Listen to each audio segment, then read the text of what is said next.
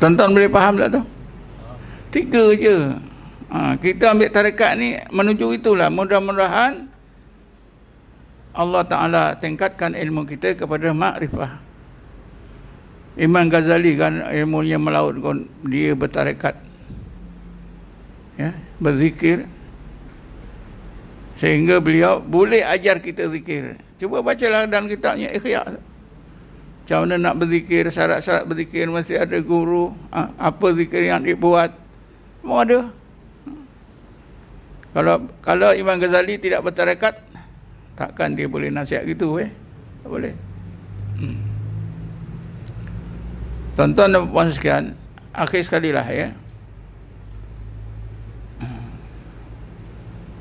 Orang yang berarti ikhlas ni, kita boleh lihat ni dari asas agama Islam yang 3. Asas agama Islam yang 3, yang pertama Islam rukunnya 5. Betul kan?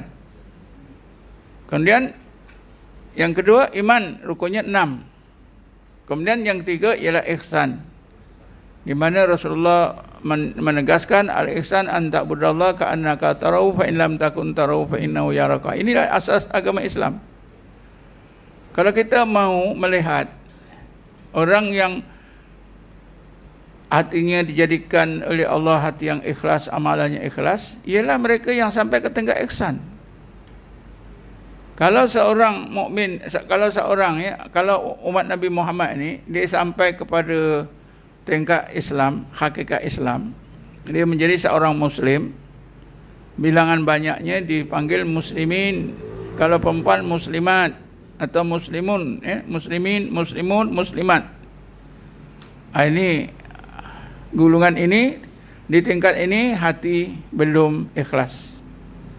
Amalan mereka pun belum jadi amalan yang ikhlas. Yang lebih tinggi lagi mukmin. Mukminuna wa mukminat, mukminuna wa mukminina wa mukminat.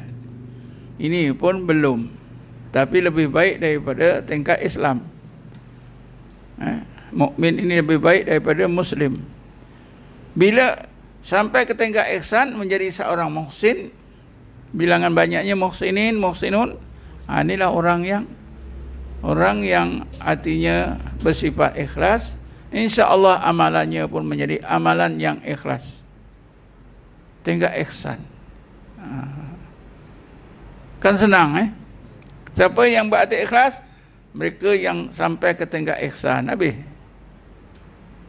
Karena itu orang yang berada di tingkat ihsan ni, pertama dia lebih selamat daripada melakukan kesalahan. Kedua, sentiasa ingat Allah, wujud Allah, keagungan Allah, kesamaan Allah. Dan yang ketiganya, mereka ditenggelamkan oleh Allah dalam rahmatnya. Ayat apa tu? Dulu dalam kuliah lepas pun saya sebut. Ayat 56 surah Al-A'raf.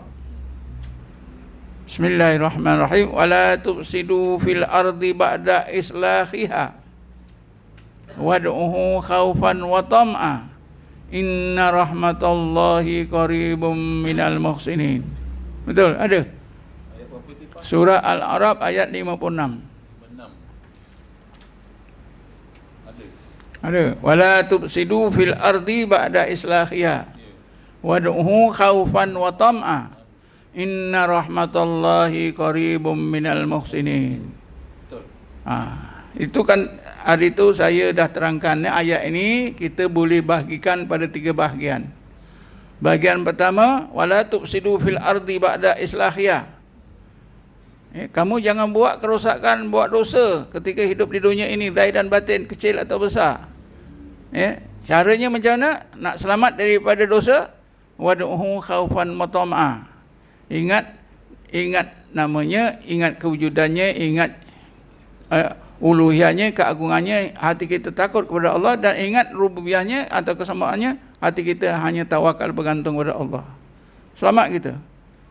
Reward dia, inna rahmatallahi qaribum minal muhsinin. Itu hadiah dia. Allah akan jadikan kita sebagai seorang muhsin, maka Allah akan letakkan kita, tenggelamkan kita dalam rahmatnya semata-mata. Betul? Ayat ini sangat penting ni. Patut tuan-tuan tulis besar. Aku nak menjadi orang macam ni. Menjadi orang muhsin. Bila sampai tingkat ihsan, insya-Allah hati kita ikhlas. Allah ikhlaskan. Amalan kita pun jadi ikhlas. Tapi yang susahnya tengah-tengah tu. Wad'uhu khaufan wa tam'a. Hati itu mesti ingat Allah, ingat wujudnya Allah, ingat keagungan Allah, ingat kesempurnaan Allah, seperti Rasulullah sallallahu alaihi wasallam. Jadi tamak-tamaklah dalam bahasa Melayu. Jangan tamak pangkat, jangan tamak harta. Tamaklah pada Allah. Betul tak? Kita boleh tamak satu je, Allah. Tamak itu maknanya kan kita mengharap kebaikan. Kalau tamak daripada harta, kita mengharap harta kita tu boleh bagi baik. Kalau kita tamak pada pangkat, kita menganggap pangkat kita tu boleh bagi kebaikan. Jadi Allah tak ada lah. Betul? Kita hanya boleh tamak kepada Allah. Makna tawakal, bergantung harap kepada Allah, itulah tamak. Kadang-kadang digunakan istilah tamak itu rojaun. Jim malik amja, rojaun. Ingat ya, tamak itu makna apa? Tawakal, roja, bergantung harap hati kita itu hanya kepada Allah. Allah saja yang boleh bagi baik, yang boleh mendatangkan mudarat. Allah saja boleh mendatangkan mudarat dan manfaat. Lain tak ada.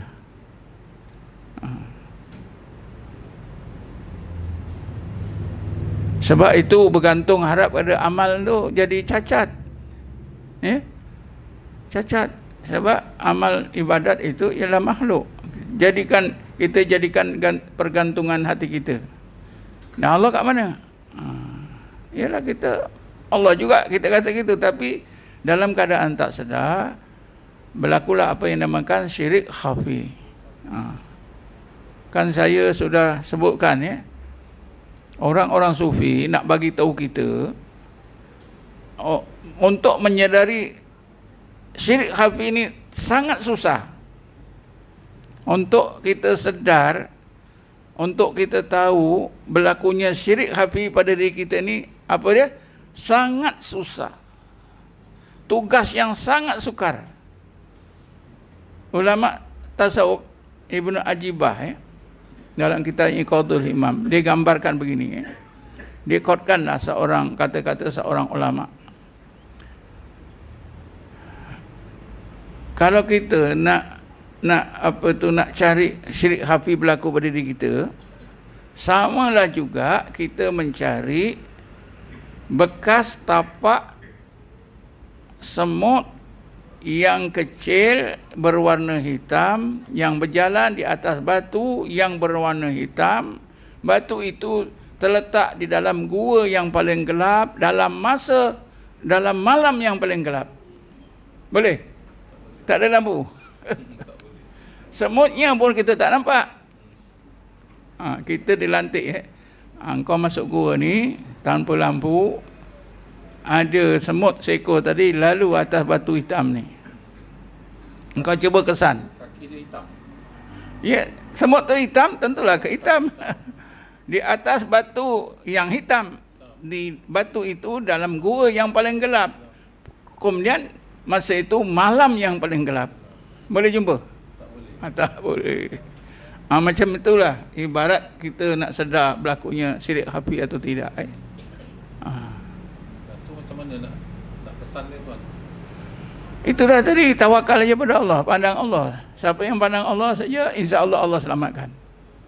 Kita memang tak lepas tuan-tuan. Yang muda rasa kuat ni, tak apa saya muda lagi. Macam mana tu? Syirik tak? Biasa kan? Tak apa, tuan dah umur 80 ni tak kuat tuan. Saya ni muda, kuat. Cakap macam biasa kan? tapi berlaku syirik tu. Itu syirik.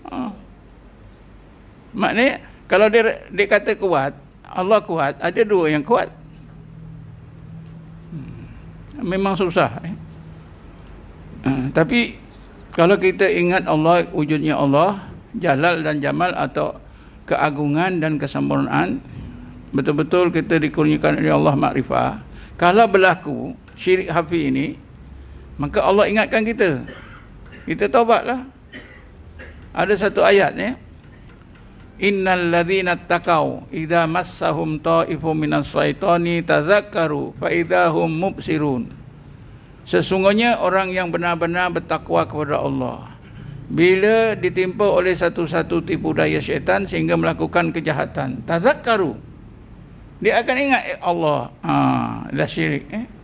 Fa idzahum mubsirun, akhirnya mereka akan nampaklah mana yang hak, mana yang batil, dia akan kembali kepada kebenaran. Saya lupa ayat berapa, surah berapa ni. Memang ada ni. Ayat ni cukup penting ya. Tazakkaru. Innal ladzina taqau idza massahum ta'ifun minas syaitani tadzakkaru. Saya carikan ya. Kerana ayat ni penting saya fikir tuan-tuan tengok. Ayat Al-A'raf ayat 200. Dah jumpa pun. Al-A'raf ayat 200. Innal ladzina taqau idza massahum ta'ifun minas syaitani tadzakkaru fa idzahum mubsirun. Betul itu tandakanlah. Innal ladzina a'udzubillahi minasyaitonir rajim. Innal ladzina taqau idza massahum ta'ifun minasyaitan tazakkaru fa idzahum mubsirun. Sebab itu kita boleh percaya pada ulama kita boleh ikut mazhab Syafi'i. Kalau orang Wahabi tak boleh. Imam Syafi'i itu tak maksum, yang maksum Rasulullah saja. Itu salah. Walaupun ulama ni macam Imam Syafi'i itu tak maksum, tapi dia orang-orang yang benar-benar bertakwa kepada Allah, tawakal kepada Allah. Kalau ada salah, silap dalam ijtihadnya, Imam Syafi'i akan rujuk balik. Kalau tidak, beliau ulama kemudian yang mengikut mazhab Syafi'i itu akan dibetulkan. Jadi kerana itulah kita boleh ikut mazhab. Kalau ustaz-ustaz yang bukan Wahabi, kita gunakan ayat ni, memang dia tak boleh jalan lah. Dia mati kutu lah. Sebab Allah jamin. Nabi Rasul itu maksum, tapi ulama yang bertakwa dipelihara oleh Allah, mahfuz, dipelihara oleh Allah.